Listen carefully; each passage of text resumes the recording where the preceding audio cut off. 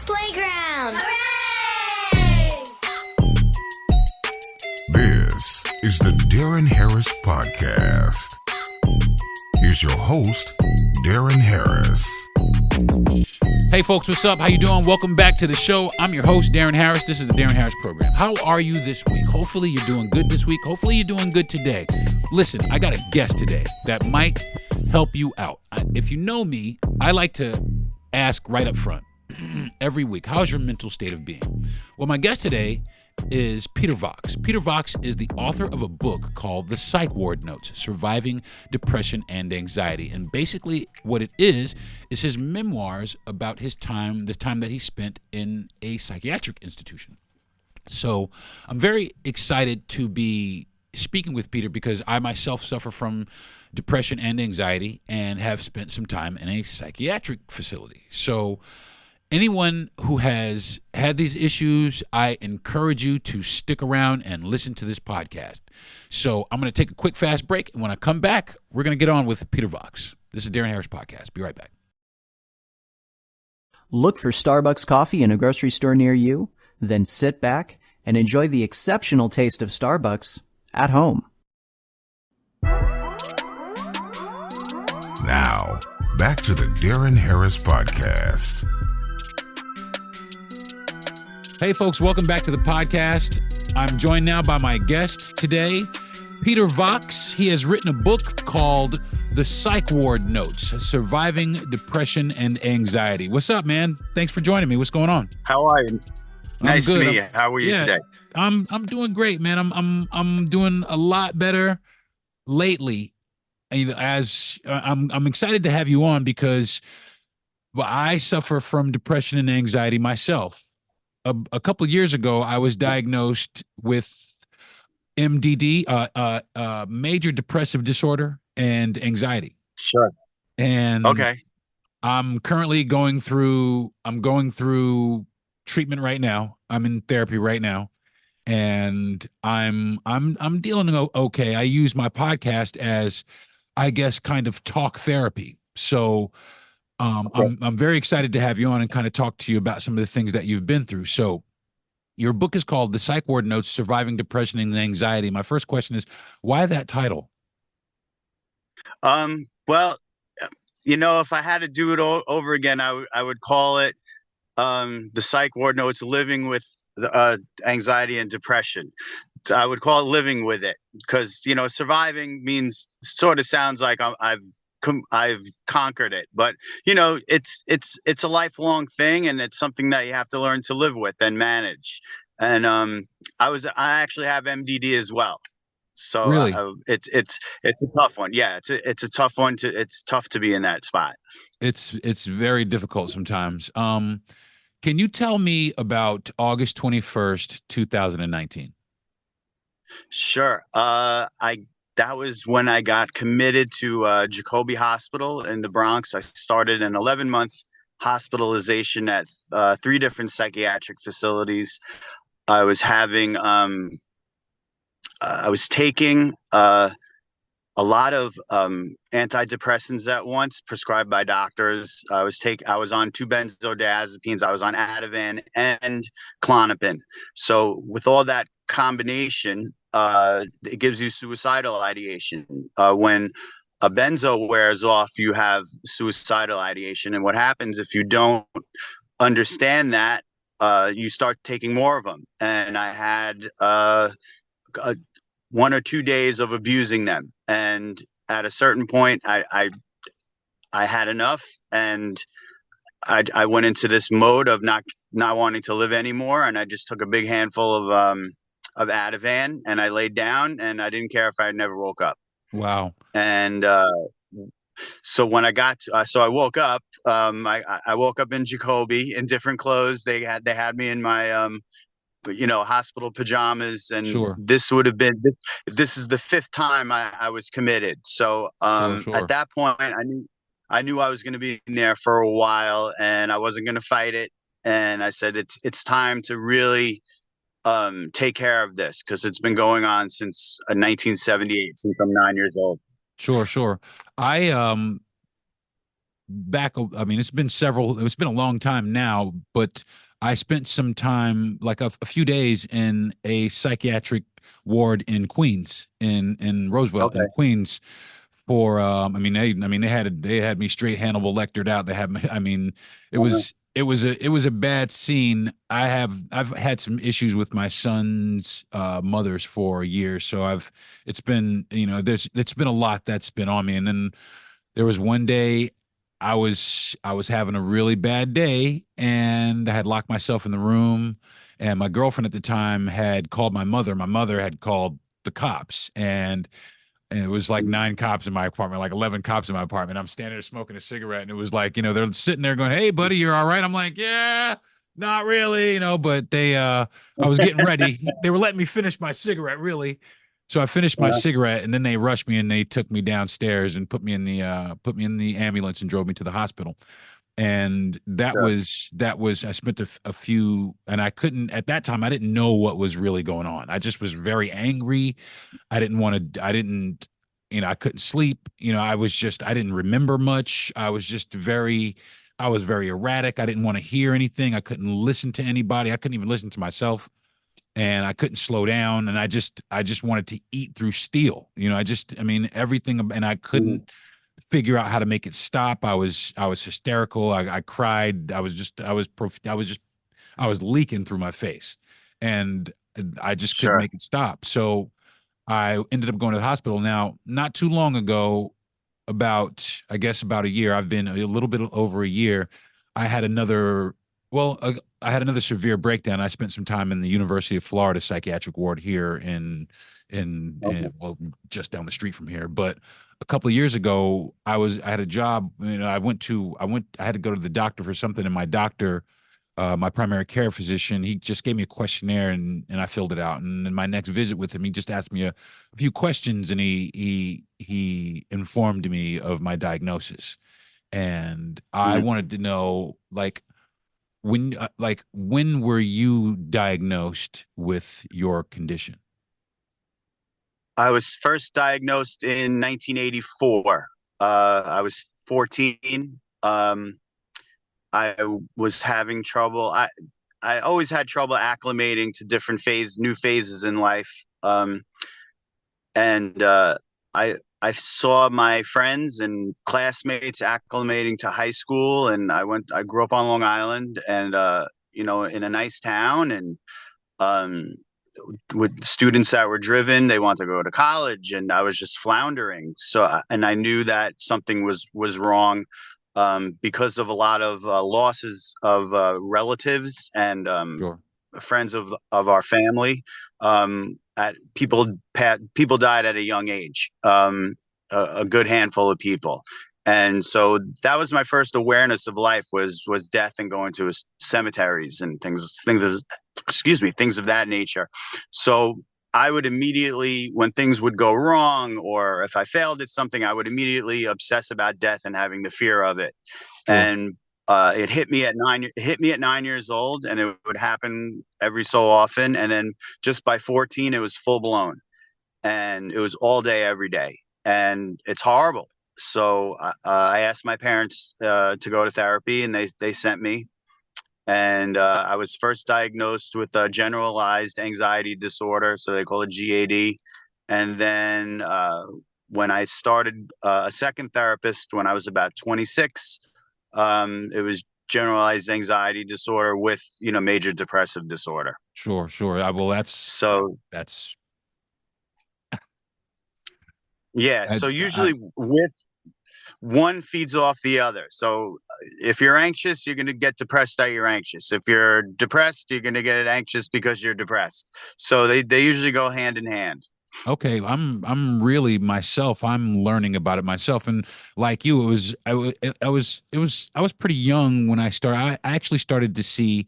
I was a military kid because my parents split up. My mom married a guy in the Navy, and then moved out to California. So I Okay. was back and forth, back and forth. I've never been in any school longer than 2 years, and Wow. so I would have to fly back and forth between, Florida, New York, New Jersey, and California. So when I was in Mm. California, my mother noticed that I was having some problems, and decided that she would take me to see some therapists, and I ended up seeing Dr. Paxton and Dr. Kleckner. I'll never forget them. They were great dudes, and I mean, it got to the point where I really enjoyed going. I enjoyed going to therapy because it really kind of that was my first experience, and I was in the, I mean, what was that? That was like the ninth grade, eighth grade. I mean, yeah, like the eighth Sure. grade. So it was my first experience realizing that, I might have an issue, and Mhm. I wanted to, if I can get back on track, can you share a little bit about your personal journey with mental illness and how it inspired you to write your book? So it was during the 11-month hospitalization. So it was the fifth time I was hospitalized. I did a total of about 14 months. So there was one particular Friday, the psychologist said, I was obviously very down, and I wasn't doing anything, just sitting heavily medicated, uh, and sitting in the TV room, just looking like a zombie. And she said, here's a notebook, write a paragraph for Friday, write a paragraph for Saturday, and write a paragraph for Sunday, and then 3 paragraphs, 5 sentences each, and we'll go over it Monday. Write about anything you want. So Monday came around, I handed her the notebook, and I wound up writing 66 pages. So that led to, all right, I'm going to keep a journal and talk about my history of when I was a kid and all the relatives and friends that passed away, how that affected me, how schizophrenia ran in my family. And I didn't find that out till I was 50, when I was in the hospital, and they offered me ECT treatment, which is electroshock treatment. Right. And then when I told my parents, my dad was still alive at the time, and my mother said, "Oh, your uncle had, shock therapy." I said, "Why?" "Well, he had schizophrenia." So, and this was the first time I was finding this out. So that was a shock, no pun intended. Well, pun Right. intended. And then and it turns out, and then my grandmother had shock treatment too. And I said, "Well, why did she have it?" And because that uncle that had the shock treatment, he passed away. Wow. So supposedly she wasn't doing well. But then I look back on her behavior, and thinking about it, she was definitely undiagnosed of having schizophrenia. And so after that, I started realizing, well, this is partly genetic. Um, and then you have my father's depression and anxiety, hypochondria, um, constantly reminding the family of everything in the world that's to be afraid of, ingredients in food, everything that causes cancer, whether it's food or standing too close to the microwave oven or sitting too close to the TV. Um, we didn't have a color TV till 1982, and it was it wasn't that we couldn't afford one. It was just my father was scared of them. And don't drink the apple juice, it has pesticide. And we can't have regular toothpaste, Crest or Aim, because it has all these ingredients that cause cancer. So when you're 6 7 years old and you're hearing about all these things, it's being ingrained. Sure. So that's part of it. And then my brother rebelled against it, against my father. So there was that part of it. And then he was, if you ever saw the movie Weird Science, the older brother, Chet, see, my brother was like Chet, constantly picking on, constantly being picked on and slapped around, not beat up seriously, but slapped around to where it was very humiliating all the time. Being called a faggot, and you're a woman, you're a pussy, all these things. Right. And that adds up. But the thing about my brother is he's 5 years older, and he's had the same losses that I had, with same family members, obviously, same family friends, same father, same household, and he's fine. There's nothing going on there with him in terms of anxiety or depression. So you start to realize that there's a genetic factor too that's going on.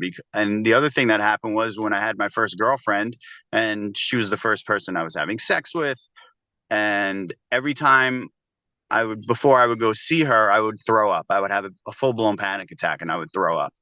And I started realizing, I'm like, this is this is a chemical issue as well. There's something happening, and you start to look back, on your childhood. And I realized I was having panic attacks at 5 years old, going to kindergarten and nursery school, being afraid to leave the house, Wow. and remembering those feelings, and those being, anxiety, and which leads to depression. So in the journal, I cover all those aspects. I cover what happened with my teaching job, marriage, uh, my experience with music, how that helps, and there's funny stories as well. And once I got bored with writing about myself, I started writing about what life is like living in a psychiatric hospital, and Right. what the other patients were like, because Hmm. it became very interesting. I wanted to know um, how someone with schizophrenia feels. What do you hear? What do you see? Um, and it's intriguing. And the two people that gave me the most information, um, they had the same experiences. What happened was they wound up attacking their families with a knife, Wow. and stabbing them, and luckily nobody died in both their families, but they would hear voices. And one guy said to me, he says, the voices sound as real as you standing here. And it's not my voice, it's voices that I don't know. And sometimes they Wow. argue, and sometimes they yell. And he says it gets so loud that it actually hurts my eardrums. It gets so loud. Wow. And some people hallucinate. I've met people that, see, bugs on the wall, or, people that don't exist, or uh, if a chair is against the wall, the chair is like melting into the wall, sort of being like on a permanent acid trip, Right. Right. which I never took, because I was always afraid to try, drugs like that. I said, I'm already on a trip, I don't I'm want it to be tripping worse. already. I'm tripping already. So, uh, I write about I've tried over 23 medications. I talk about the side effects, my opinions about, whether, um, the hospitals want to keep you sick. Are they really interested in helping you, or keeping you as a steady customer on the drugs, and for the insurance companies. Well, And also, like I said, what everyday life is like there. see, I take two medication. Actually, I take three medication. I take one for sleep, but I don't. Mhm. That was one of the things with me. I don't take a lot of the medications. I take Wellbutrin, Yeah, and I take guanfacine to help me focus. Now I take mhm. those two because that's as deep as I want to go because of what you said. Because I don't want to be, like you said, a steady customer, and I Yeah, do want to get back to a life where I don't need medication. So, and I was an athlete, and then I don't want to do anything to myself where I cannot participate, but I have some back issues anyway. But that's beside the point. But I don't want to.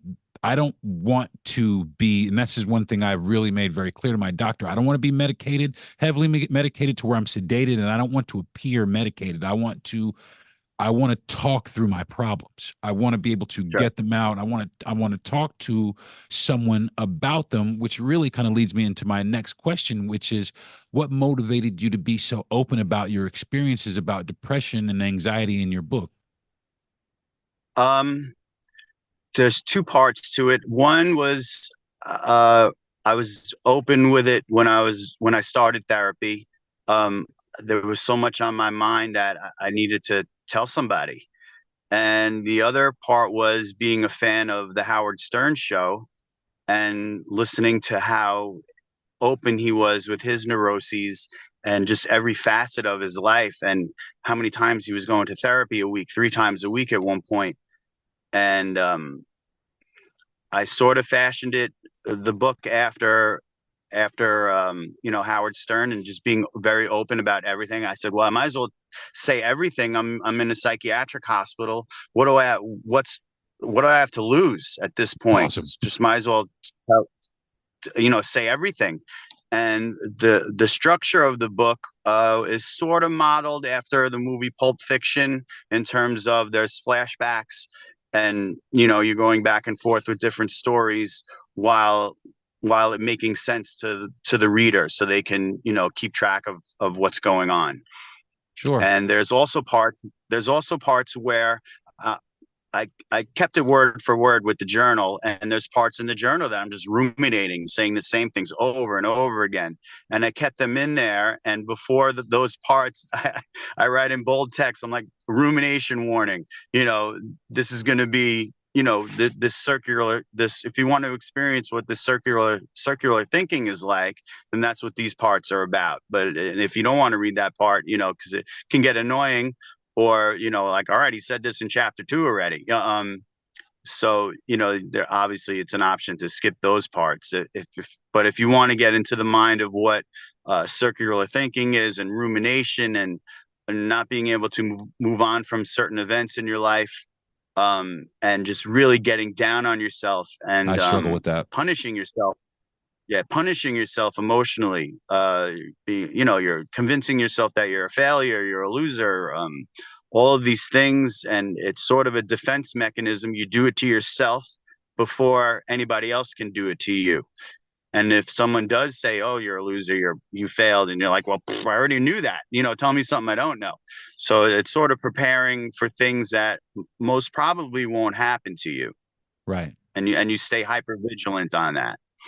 So, could you highlight a turning point in your mental health journey that shaped the narrative, that made you that what was the defining moment when you were like, you know what, enough is enough. I'm gonna take myself back.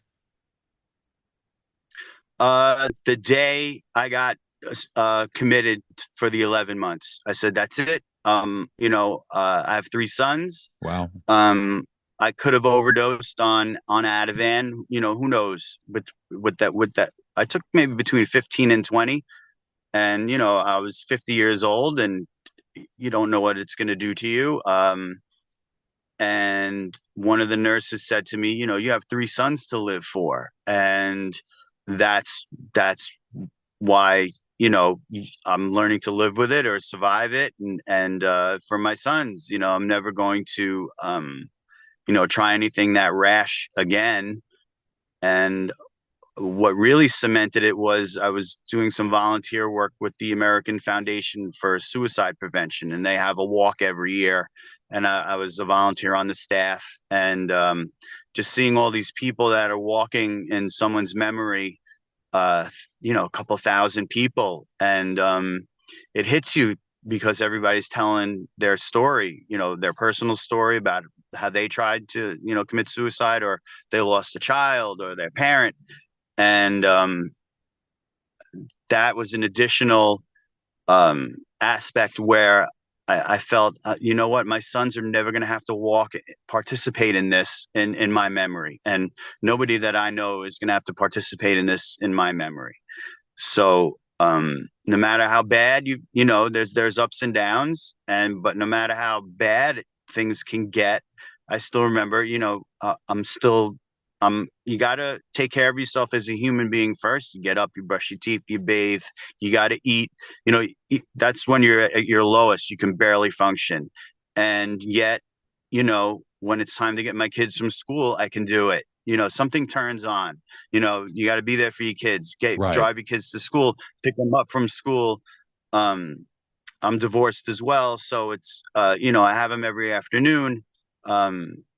So I see him every Sunday. So I see him quite a bit. I see him 6 days a week. So that keeps you going. And the other things are that you really have to force yourself to find things to get your mind to think in a different direction. That's sort of cognitive behavioral therapy, Sure. where it's something as simple as going for a walk. Like if nothing else, go for a walk outside. Change your state. Just change your environment for 20 minutes, a half hour. Just get out of the house. I'm the same way as you. I like to exercise. I played sports when I was a kid. I drum. I'm a singer. So playing music. I'm terrible guitarist, but good enough to sit in my living room and goof around. Right. So you really have to force yourself. You have to force yourself to do these things. And somehow, uh, when you're laying in bed and you don't want to get up, somehow I just get up. Something inside me goes, okay, it's time to get up and eat. It's time to get up and you better exercise today. And I try to remind myself, remember how good you looked in when you were in your 20s? Don't you want to have some resemblance of that? And uh, exercise for me is the meditation, because for me, meditation, I've tried it and I have trouble completely letting go because the thoughts are racing all the time, and Absolutely. I it know gets exactly what you mean. frustrating. Yeah, it gets frustrating. So a friend of mine, she goes to the gym at 4 o'clock every morning, and she rides, the stationary bike, and she goes hard on. She goes hard on it, for an hour, and she's sweating, and that's her zen. So um, you don't have to sit and try to quiet your mind, and the deep breathing. And while deep breathing does help, sometimes these things don't work for everybody. And Right. um, what I tell people is that there's lots of different options. You have to find what works for you. Sometimes I draw abstract pictures with, with charcoal pencils, colored pencils. So there's some art there. And just, if nothing, like I said, going for a walk, with some music on that you like. I And that's how I cope. I'm sorry, I didn't mean to cut you off. Oh, it's okay. I've found some things that help me. I produce music also, but I'm a Okay. photographer, I'm a comedian, I'm a baker. I do a wide variety of Mhm. things to kind of change my state when I get to something or something that this repetitiously plays over and over again. And that's all the time. I have a lot of things going up here, a lot, but you had said something before that I wanted to ask you. You said that you had gone through a divorce, and I wanted to ask you, did you have a support system while you were going through your challenges? I was in therapy at the time. Some friends were supportive, and some were, you just got to move on and get over it. And that's really no help because they don't understand the existing problems. Did they Some think? friends didn't believe that. I was going to say, did they Oh, go think ahead. that you were? Did they think that you were faking it, or did they not believe you, or? Not that I was faking it. They didn't believe that it was as bad as it really is, because you spend all day putting up this facade that you're okay. And the thing I do have is the creativity. I have a very good sense of humor. Um, I once I made a girl. I've made one girlfriend laugh so hard she peed in her pants. And then the friend that rides the bicycle every morning, I made her laugh so hard that she passed out. So there's the sense. That's She awesome. actually passed out and banged her head. So uh so they were very surprised. The forward of my book is written by a guitar player that I'm still friends with, and I was in a band with him when I was in college. And he said basically in the forward, I would have, when I met him, he looked every bit of a rock star, the life of the party, funny, outgoing, and never would I have imagined that he would be in a psychiatric facility. And that's what it's usually like. That people think, "Well, really, that Absolutely. you have this." And after I wrote the book, my first college roommate was very upset with me because he thought it wasn't true, because his sister had committed suicide and his father just was so depressed he just let himself get sick and and passed away. Right. And it took one of my oldest friends to have a lunch with him one day, and my name came up, and he told me, he said, Peter really has this. I've known him since we're 5 years old. He's not faking. And so, but after the divorce, there were a couple of friends that were very helpful. My therapist was very helpful, and it was it was work colleagues. It was two work colleagues. I called them friends, and some other friends that other friends that had anxiety and depression. And one friend in particular who had it almost as bad as I did. Sure. So he understood what I was going through, and then other people that I knew that were getting divorced, and that was the other thing, that was helpful. Right. Um, But but people do disappear when you get divorced. People disappear on you. oh, that's like any breakup. You break up with somebody, and all of a Yeah. sudden, these were our friends, and no longer are they your friends. That's happened. I've lost some good friends, but I've also made some good friends that way. Yeah. Um, Well, in I, my case, I wasn't friends with her friends. It was just the friends that I had oh, it just was sort your of friends. disappeared, and they weren't friends with her either. Wow. So it was just all of a sudden they were just gone, you know. Okay. So it was a strange situation. And then, when you go into a situation like that, having major depressive disorder and anxiety disorder, it makes it tenfold. Right. The normal, people, was it 70% of people get divorced, and so a person that is lucky enough to not have these issues, when they go through these things, I think they go through a normal level of depression and anxiety, and they're able to move on. But for someone like me, it really takes a toll on you, Right. I and get that. it adds to. Yeah, it was part of a 6 year period where a lot of things happened at once. I was pushed out of my job. I was in a car accident where I got T-boned, and I eventually got back surgery. The divorce, my father died. Um, in the divorce, I lost. You lose everything. So your finances are gone, and I had to declare Chapter 7, and with all those things, it came to a head, and then you're fighting these thoughts all day, and it's people call it a nervous breakdown. You snap, and that's when I snapped. I took all the Ativan, and ended up 11 months.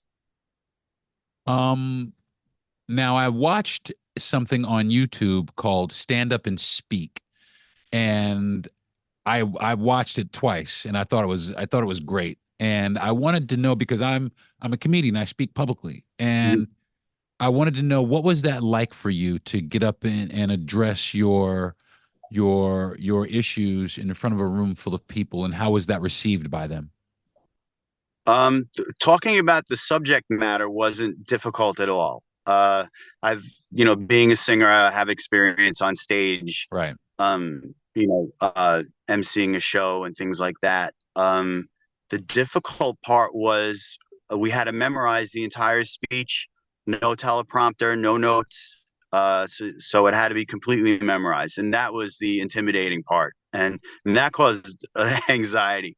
But I was gonna say. standing there, once I started doing the speech and I had it memorized, once I started doing it and I was a few sentences in, something hit me and I was on a roll, and it felt really good to talk about it, and uh, it was exhilarating. After I was done, I had this, you know, I'm sure you get it when after you have a good set of doing comedy, when you get off stage, there's this buzzing feeling like it's I guess it's, dopamine pulsing through your veins, and you sort of don't want it to stop. Absolutely. And I felt great, and it was well received.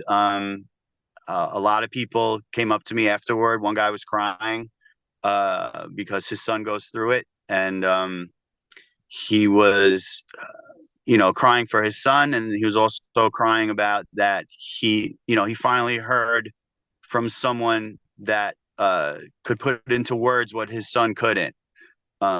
His son's a teenager, and it's That's hard to great. explain, or you don't, or you're afraid to open up that way, at that age. But having so many years of therapy and talking about it so much that I was excited to do it. The memorization was the tough part, but I enjoyed doing it. Well, you did a great job. I think it was awesome. Like I said, I watched it twice, and I really really got a lot out of it.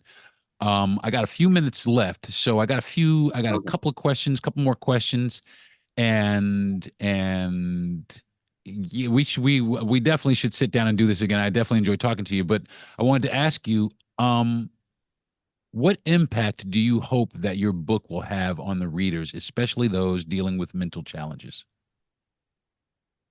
That it's not a book where I'm guaranteeing people, follow these 12 steps and you're never going to be depressed again. It's a realistic book. That someone's texting. So it's a realistic book where, um, if you have anxiety, depression, bipolar, PTSD, you're going to have good days and you're going to have bad days. You may have a good month, you may have a bad month, and that's life, and it's going to happen. And that the progress that you make, um, if you do have a bad spell in a couple of weeks, it doesn't erase all the progress that you made, because when you fall into a depression again, if you do, and hopefully people don't, but if you do, you feel like, oh my God, I got to start all over again. And it's important to realize and it takes work to think about what you've accomplished and remind yourself of what you've accomplished. And friends, my friend JC in Florida, she reminds me all the time, look at everything you accomplished. Um, and I go, yeah, you're right, Try to and keep yourself up on so it. it's yeah. So it's important to realize that there's going to be ups and downs, and so there's like it's a self-help book, but it's not saying you follow these 10 steps and do what I did and I'm cured, and it's never going to happen to me again and I beat it. I think that's a bit unrealistic, and I talk about the different options like we spoke about. Find your way that's productive, that will help you get into a different mindset. And like I keep saying, just go for a walk, for 20 minutes. Find music that you love while you're listening to it. Being a comedian that you are, um, I listen to comedy. I'll go back, I'll watch Eddie Murphy Delirious, or Richard Pryor in the Sunset Strip, Dave Chappelle, Bill Burr, some of the newer guys. I'll listen to their podcasts, going to sleep. Um, and that puts you in a better state of mind when you hear someone talking about whatever subject matter it is that hits home for you. And a lot of those comedians do have depression and anxiety, and you can really understand or feel where they're coming from. And so I connect with them on those levels. Very cool. One more question, and then I gotta go. I got about a minute left. What makes you happy? Sounds good. What makes me happy?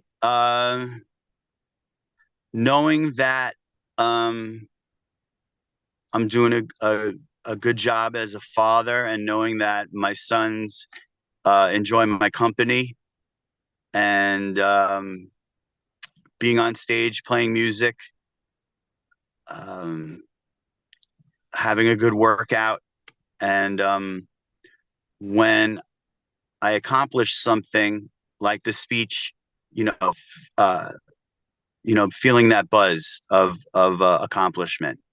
And for some people, I read this somewhere. Sometimes a big accomplishment is, I got out of bed and I brushed my teeth and I cleaned my apartment. And if that's what they're capable of doing that day, and they had spent weeks in bed, and all of a sudden they got up and took care of themselves, then that's a big accomplishment. Because the other thing that I want people to know that don't have it, that see people laying in bed all day, they're not having a good time. It's not laziness. They don't want to be there. Hi, I'm Dave. I was once a scroll troll, lost in countless amounts of social media videos, feeling triggered by other people's feelings and opinions about topics I would enjoy. I would lash out and give feedback every time. To feel so attached to what others were saying was dangerous for my mental health. Choosing to leave social media and my connected devices for a day gave me a perfect detox and allowed me to become more set in reality. No more stressing over comments, just relaxation knowing that I cannot let others' opinions bother me, giving me a sense of protection from the negativity. I feel like I've strengthened my mentality. So if you ever feel the pressure of social media controlling your emotions, remember, you have a choice to put the device down and pick up life.